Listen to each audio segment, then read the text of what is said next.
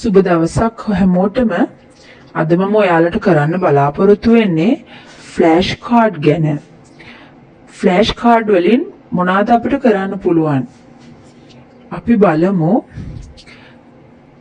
අපි කොහොමද flash card වලින් බබාලත් එක්ක වැඩ කරන්න කියලා.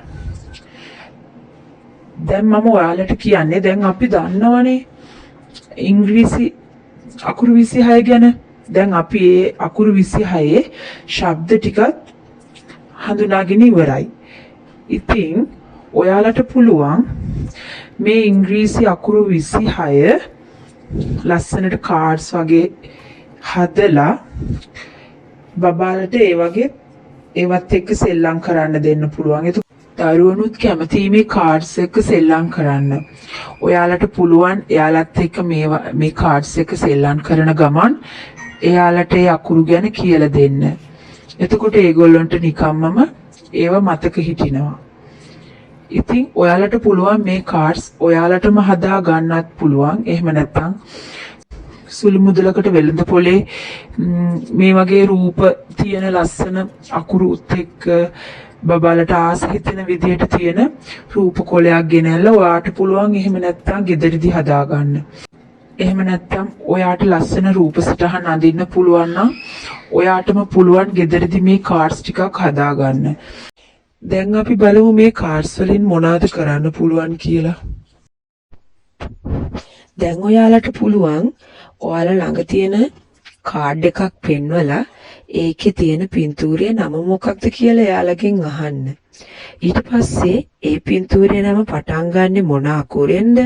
ඒ අකුරට තියෙන ශබ්දය මොකක්ද කියලා එයාලගෙන් අහන්න පුළුවන්.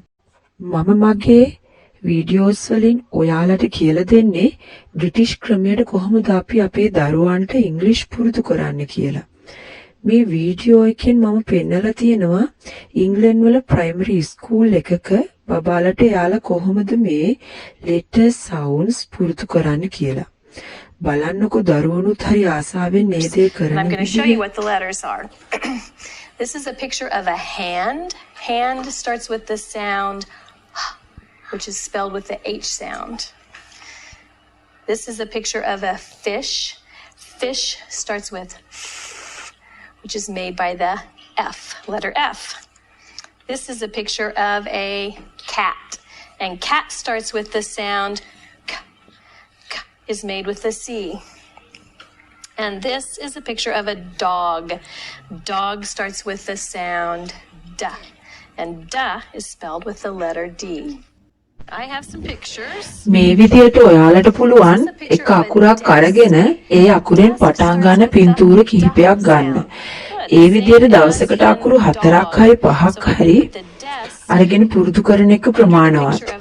මොකද අපි සේරම අකුරු එකපාරින්ම එයාට පුරුදු කරන්න ගියොත් එයාට කිසි දෙයක් මතක හිටින්නේ නැහැ. ඒ විදියට එක අකුරකට පින්තූර 5ක් හරි 6ක් හරි ඔයාලට පුළුවන් ප්‍රමාණයක් අරගෙන එයාලට ඒව ගැළපෙන පිළිවෙලට වෙන වෙනම වෙන් කරන්න කියන්න. අපි බලමු නැවතත් වීඩියෝ එක. I have some pictures.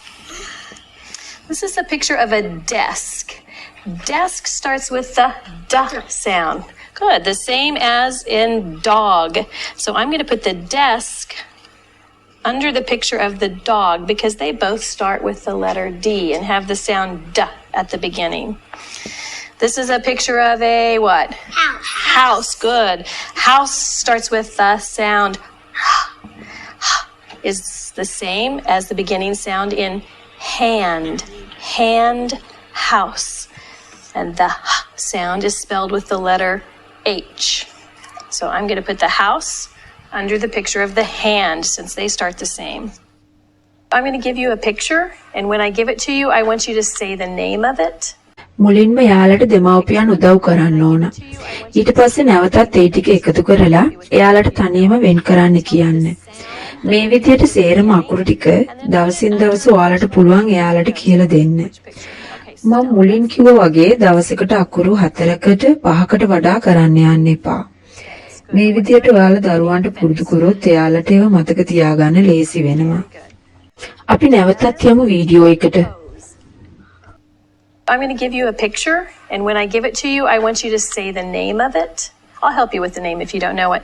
And then tell me the sound that you hear at the beginning, and then put it under which letter you think it goes with, which picture. Okay, Stella, this is a fence. Can you? Fence, good. And what sound do you hear at the beginning of fence? Very good. You know what that is? Hose. Good. Okay, let's look at everything and see if we've got it right. This is hand, and hand starts with what sound? Good. Let's say all these together. Ready? House, hose, horse, hook, horn. Do we need to move anything there? No. Okay, this is a dog. It starts with the d sound, which is spelled with a D. Desk, dice, deer, dishes, dive. Very good. Do we need to move anything there? No. No, we got it all right. Now you get to do it all by yourself. Dive. House. Where's my house? Corn. Cane. Hose. Hook. Done. ඉතින් මම හිතනවා අද මේ video එක ඔයාලට ගොඩක් වැදගත් වෙන්න ඇති කියලා. මොකද මගේ බබාත් ඉගෙන ගන්න ඉංග්ලන්ඩ් වල ප්‍රයිමරි ස්කූල් එකක. එයාත් මේ දේවල් ආසාවෙන් කරනවා.